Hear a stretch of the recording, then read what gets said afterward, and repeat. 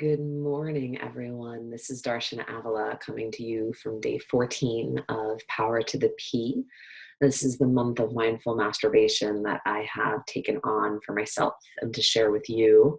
And today is Valentine's Day here in the States, the day of love. And I'm kind of a bit when it comes to these very commercialized holidays, actually.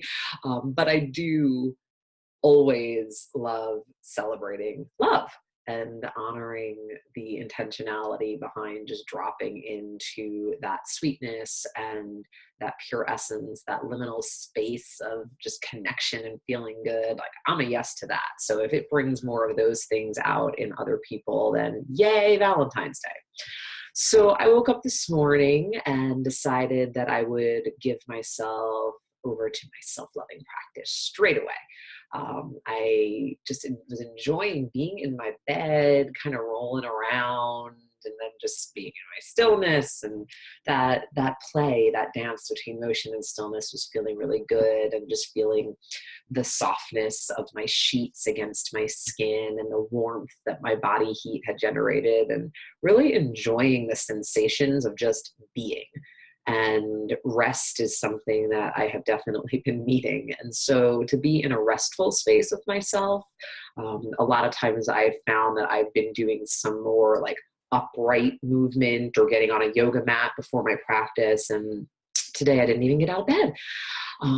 I let myself move through my hips, my pelvis, my spine, a lot of undulating and vibrating. And so I was doing a lot of like moving my hands on different places of my body, like bringing vibration in, some tapping and cupping just to wake up. Because I do find that that's the tricky thing about the practice, either being first thing in the morning or end of the day, is you're still either kind of half asleep or you're falling asleep. And so bringing your energy in is definitely a key part of being available to yourself and really taking in a lot of your practice. So I began that way and just really exploring my body in a very no goal, no agenda. Like the day before, I knew that I was going to spend some time on rosebud massage. Today, I was like, I'm just going to love myself, and whatever parts of me come to the table and want attention, and that's where we're going to follow. So that meant a lot of belly, like low belly, womb space, breasts, heart, pubic mound, and just really tending to the way that my body was responding to different qualities of vibration that I was bringing in. And it felt very simple. And I'm appreciating simplicity a lot in this practice, and realizing that we don't have to jump through a whole lot of hoops necessarily to come into that space of deep presence with self and to tap into some beautiful sensations. And on the level of sensation today, for me, a lot of what was coming up, there was a period of time where I was doing like a lot of like clitoral stimulation. Like if this was my clit, like I was doing just around the sides of it, and different rhythms, and then over the top of the hood, and just enjoying like the sweet tingliness that was arising. And then every now and then there'd be that jolt of energy that just rolls my whole spine up. And there were a lot of those kriyas and not a ton of like truly aroused sensations. So I just kept riding those waves when they would come, and noticing what was there as they'd settle back down. And it's a fun polarity to be inside of, stillness and motion. And I really like playing in the polarities, because really what we always end up coming to when we're paying attention is the way in which they just blend into a seamless space. And what we're holding as distinct really actually isn't all that distinct, but sometimes we need those extreme experiences to really be able to integrate and internalize that for ourselves. And what I mean by this is that it's my own aliveness that I feel maybe a little bit more pronounced when my spine is undulating and jolting. But then what happens when I fall back into that stillness? Do I still have a sense of my own vitality, my own aliveness, and can I rest in that and feel it on a more subtle level? And so I was in that inquiry and exploration this morning, and it got very juicy and very fun, and I did end up moving towards some internal stimulation.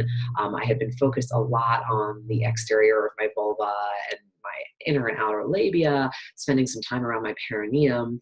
And then when I entered myself, I was curious to see where my cervix was today, because for those who don't know, those of us who have a cervix, it moves both due to hormonal influences, so throughout our cycle, but also in response to emotional and environmental stimulus. So I hadn't actually connected with my cervix in quite a few days, and was curious to see where she would be. And she was hiding, she was up a bit, and I could just barely reach her with my fingers. And it was just a curious exploration. And so that's how I spent my morning of self-loving. And then I dropped into a really restful closing where I was laying on my belly, cupping my hand over my yoni, and just laid there, I don't know, 5-10 minutes, and kind of drifted into that twilighty space once again. And you might recall, if you've been following along, that rest and integration at the end of our self-love practice is a really important part of letting our bodies take in this nourishment. And admittedly, I've had days where I've not been so great about that part, particularly because I'm doing my practice in the morning and then I've got to get on to the next thing and out the door and so on and so forth. So today it was nice to just have a bit more spaciousness to take for that. That felt like a profound act of self-love. So that would be a Valentine gift that I just gave to me. Simply the restfulness that my practice really had a lot of this morning. So that's the report, pretty low key today, and I'm feeling great about that. We're at the halfway mark of this journey. I've already had my dip in energy and enthusiasm about it, and now I feel myself getting a little bit more excited again, and curious to see what I will find. It's a big commitment to take on to loving ourselves this way, and it isn't always just the yummy stuff. We come up against all the flavors and the textures of our being. And so for those who are sticking with this to whatever degree you are, whether it's daily or not, I just applaud you for that. It's a profound act of self-love. And I'm really delighted to be having the space to share with you about what's going on for me. May the inspiration continue. May the self-pleasuring continue. I wish you well, and I will be back with more tomorrow. Take care.